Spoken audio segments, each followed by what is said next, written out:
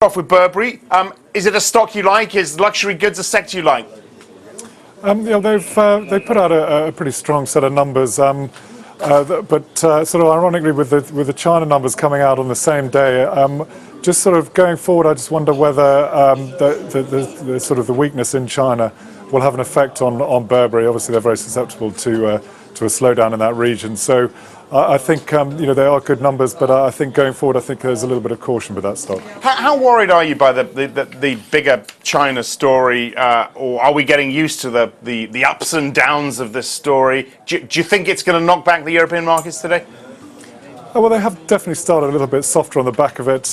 We haven't seen really good numbers from China for a few months now. So, I think that the story is kind of there, that there is definitely a slowdown in China.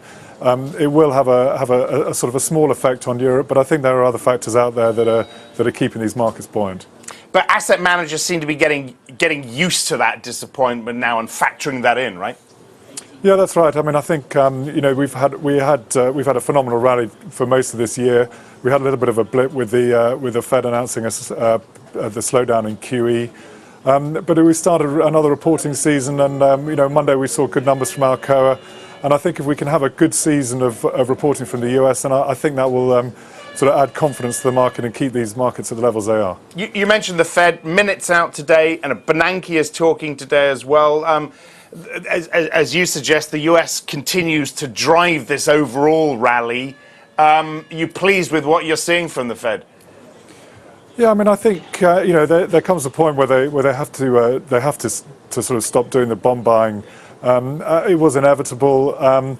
So yes, I mean, I think they've done it in the right approach. They've waited for the economies of the US to slowly get better, which is what we're seeing.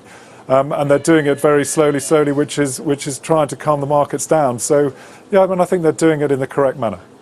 Quick word on the Commission blueprint expected today for dealing with troubled banks. Clearly, it's something Germany is not going to like. Jörg Asmussen told us yesterday he doesn't expect Germany's stance to change after the election either. What's the way forward on this one? I think they've come up with their blueprint. I think Germany are always going to show some opposition to it. I mean, I think they feel that they are the sort of the bank rollers should anything go wrong. So it's inevitable that they will view this in a slightly sort of negative way. But like you say, I don't think that there'll be any change to that feeling from the Germans.